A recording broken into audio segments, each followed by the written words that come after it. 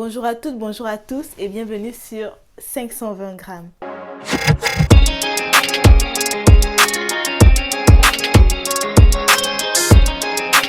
Alors j'espère que vous allez tous bien, moi ça va et je suis contente de vous retrouver dans une nouvelle vidéo.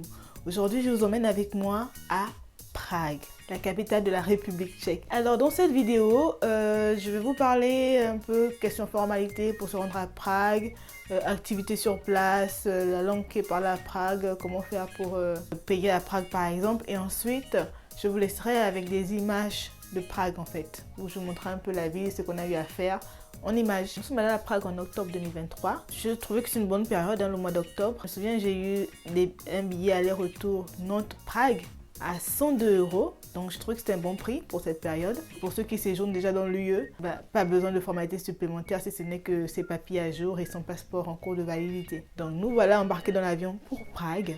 Arrivé à l'aéroport, en fait, on a dû chercher la navette, où se trouvait la navette pour rejoindre le centre-ville. Ce qui était bien avec la navette, c'est qu'on pouvait soit payer en espèces ou directement avec la carte bleue. Petite précision, en République tchèque, ils ont leur propre monnaie.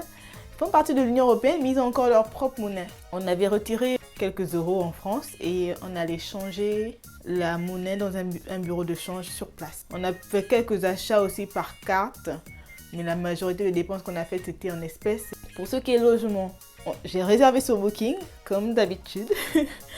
Et j'ai eu 4 nuits pour 398 € quand même. Ce qui faisait la nuit à pas moins de 95 €.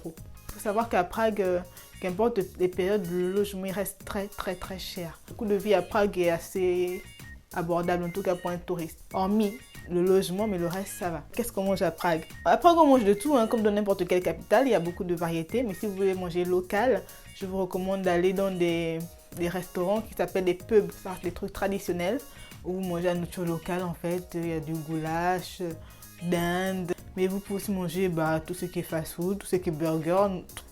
Pour ce qui est des activités, il y a plein de petits musées à Prague, des musées de l'horreur, les musées de la bière, les musées de costumes, les musées de films. Il y a plein de musées en fait. Et donc si vous avez le budget et la volonté de visiter des musées, vous pouvez faire. Il y a des concerts, il y a des spectacles. Il y a même des bains à la bière. Des bains à la bière. Bon, nous on l'a pas fait, mais on est tombé sur plusieurs spas où il y avait des bains qui proposaient des bains à la bière. Mais ouais, pour vous dire qu'il y a plein de choses à découvrir à Prague, plein d'activités à faire. Vous ne risquerez pas de vous ennuyer. La langue principale à Prague, c'est le tchèque. Dans les restaurants, on est tombé sur des restaurateurs qui me parlaient français et qui me parlent aussi tchèque parce que du coup, nous, on leur parlait tchèque. On a appris quelques mots, donc on était toujours un peu fiers de sortir quelques mots. Moi, j'aime bien faire ça. Quand je vais en vacances, apprendre quelques mots, les mots basiques, quoi. Bonjour, bonsoir, bonne nuit, merci, au revoir, s'il vous plaît. J'aime bien apprendre des petits mots comme ça je peux les sortir. Et ça fait toujours plaisir, tu réussis à arracher un sourire en fait à quelqu'un quand tu montres que tu t'intéresses à sa langue. Et j'ai appris à dire bonjour, on dit ahoy, ahoy, ahoy, et la tchéco, la tchéco, la tchéco, la tchéco. Bref, n'empêche que quand je disais ahoy, les Tchèques ils me comprenaient, ils comprenaient que je disais bonjour, donc ils me répondaient aussi ahoy. Pour dire aussi au revoir c'est ahoy, en fait c'est salut, ahoy c'est salut. Merci, merci c'est des couilles. Je suis trop fière quoi, je suis polyglotte en fait. Hein, on dit comment, multilingue, ça c'est plus bilingue. Donc je parle un tchèque. Prosim, prosim ça veut dire s'il vous plaît. Prosim, c'est s'il vous plaît. Si vous voulez demander l'addition, vous pouvez dire zaplatin.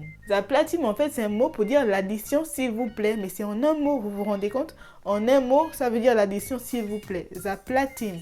Parce que s'il vous plaît, c'est prosim en fait. Mais si vous dites zaplatim prosim, non quoi, ça se dit pas. À savoir que vous n'êtes pas tchèque. Sinon, Prague, c'est une belle petite ville à visiter. Vraiment, même en séjour en amoureux, un week-end. Week-end, ça fait quand même juste quoi, 3 jours. 3 jours, c'est bien. 4 jours, c'est bien. À partir de 3-4 jours, c'est bien. Et puis, c'est une ville charmante. C'est vraiment très joli. Je vous remercie encore d'avoir visionné cette vidéo. Je vous laisse avec la suite de la vidéo où je vous retrace mon séjour à Prague en images.